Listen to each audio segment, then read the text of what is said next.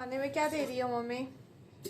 आज खाने में है गर्मा गर्म चावल, बैगन का चोखा, तीसी की चटनी, अलसी की चटनी और ये दाल मोरिंगा के पत्ता डाल के सहजन का पत्ता डाल के दाल, इसको मैथिली में सहजन का पत्ता कहते हैं, सूटी का पत्ता कहते हैं, जो भी कहो।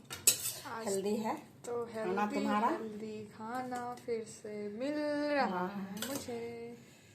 तो ये रहा मेरा चावल, बस बस बस ज्यादा नहीं। ये चावल, ये यमी यमी चोखा, बैगन टमाटर प्याज लहसुन मिर्ची की, उसके साथ ये मस्त वाली चटनी। इससे मेरे बाल भी बहुत ज़्यादा हेल्दी होते रहते हैं।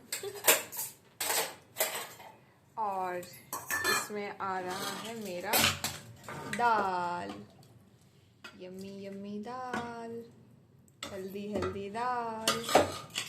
तो ये है तुम्हारा थाली। थाली। तो मैं चली खाने अपनी थाली। Bye bye.